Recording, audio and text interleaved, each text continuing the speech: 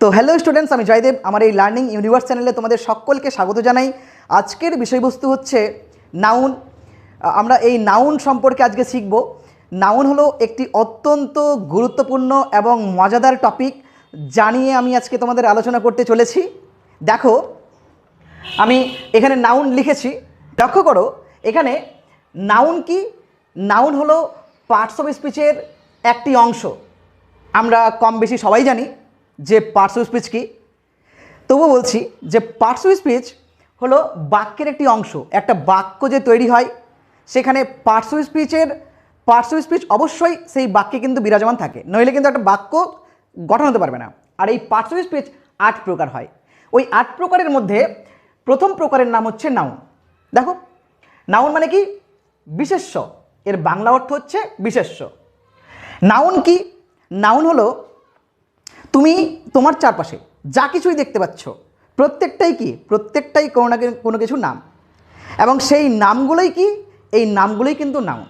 অর্থাৎ নাউন অর্থে কোনো কিছুর নাম বোঝালেই সেটা হচ্ছে নাউন। যে কোনো কিছুর, সেটা স্থান, গুণ, কোনো ব্যক্তি, বস্তু, যে কোনো কিছুর নাম বোঝালে সেটাকে কি বলবো? নাউন বলবো। ক্লিয়ার? দেখো, এই নাউন হচ্ছে কত প্রকার? 5 প্রকার। নাম্বার 1 হচ্ছে প্রপার নাউন, তারপরে কমন নাউন, তারপরে কালেকটিভ নাউন, তারপরে ম্যাটেরিয়াল নাউন, তারপরে হচ্ছে অ্যাবস্ট্রাক্ট নাউন। প্রথম প্রকারের নাম হচ্ছে প্রপার নাউন, যার বাংলা অর্থ হচ্ছে নামবাচক বিশেষ্য। এই নামবাচক বিশেষ্য কাকে বলে?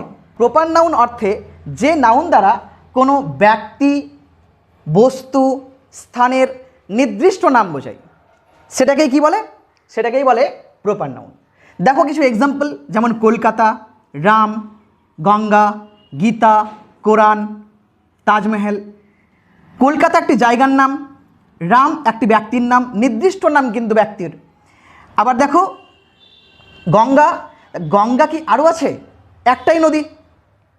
যেমন গীতা ধর্মগ্রন্থের নাম, যেমন কোরআন মুসলিমদের ধর্মগ্রন্থের নাম, তাজমহল একটি স্মৃতিসৌধের নাম। এগুলো কি? এগুলো নির্দিষ্ট, তার জন্য এটাকে কি বলে? প্রপার নাউন বলে। আর মনে রাখবে, প্রপার নাউন যখন বাক্যে ব্যবহৃত হয় সবসময় বড় হাতের বসে। যেমন লক্ষ্য করো, আমি এখানে বাক্য লিখলাম, Kolkata is a big city. ঠিক আছে? এখানে কলকাতা অ্যাজ ইউজুয়াল যেহেতু প্রথম বসছে, এই জন্য বড় হাতের। কিন্তু এবার দেখো পরের বাক্যটা, সি লাভস কলকাতা। এখানেও যে কলকাতা বসছে, প্রথমটা কি? বড় হাতের। তার মানে যেখানেই প্রপার নাউন বসবে সর্বদা বড় হাতের হবে। ঠিক আছে? নেক্সট দেখো কমন নাউন।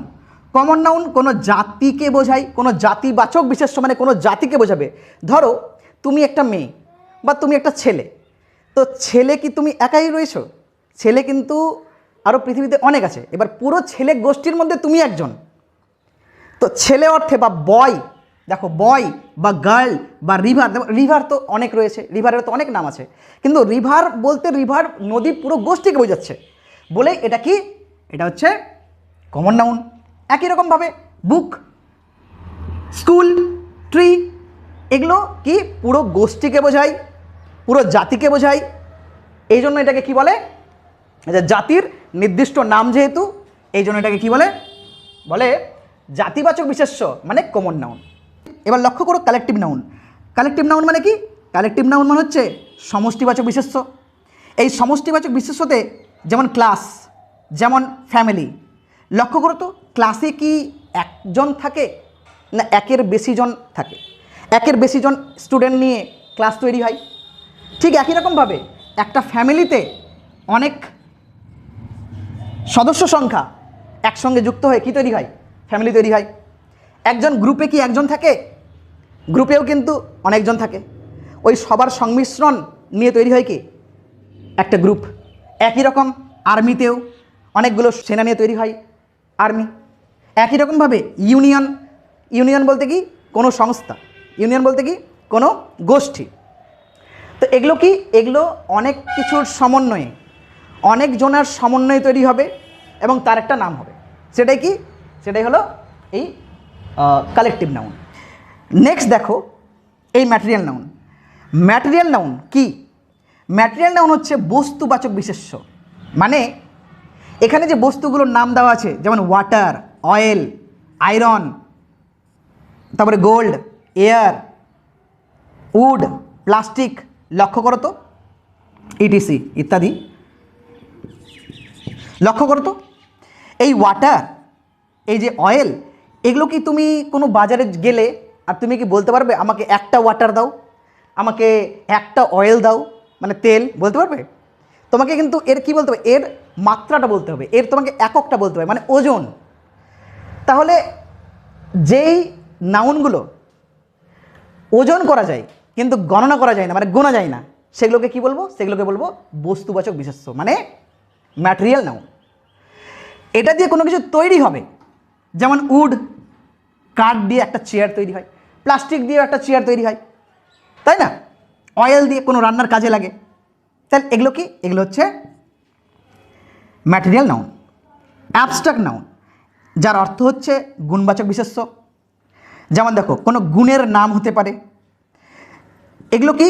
এগুলো তুমি সচরাচর ফিল করতে পারবে না, কিন্তু যখন কোনো ব্যক্তি কোনো কাজ করবে তার পরিপ্রেক্ষিতে আমরা উপলব্ধি করতে পারি। যেমন কারো সাহস আছে, তাহলে কি বলবো? যেমন দেখো এখানে লিখেছি কারেজ, মানে কি? সাহস। তার সাহস কি বোঝা যায়, তা কোন মানুষের কর্মের দ্বারা বোঝা যায়। তাহলে কারেজ কি? কারেজ একটা অ্যাবস্ট্রাক্ট নাউন।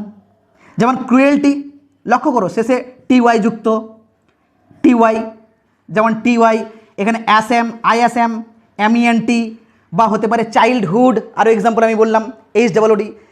এগুলো কি? এগুলো হচ্ছে কি অ্যাবস্ট্রাক্ট নাউন। তাহলে অ্যাবস্ট্রাক্ট নাউনে গুণ বা গুণের কোনো নাম বোঝাবে, ঠিক আছে, যেটা আমরা সচরাচর স্পর্শ করতে পারবো না, কোনো মানুষের কর্মের দ্বারা আমরা ফিল করতে পারবো, বুঝতে পারবো, উপলব্ধি করতে পারবো, সেটাই কি অ্যাবস্ট্রাক্ট নাউন।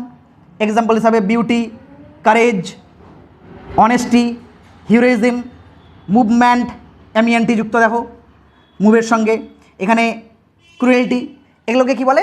Abstract noun. তো আজকে আমি নাউন সম্পর্কে আলোচনা করলাম, এর পরের ভিডিওতে আবার দেখা হচ্ছে। ততক্ষণে সবাই সুস্থ থাকো, ভালো থাকো, আর চ্যানেলটি ভালো লেগে থাকলে অবশ্যই লাইক এবং সাবস্ক্রাইব করো।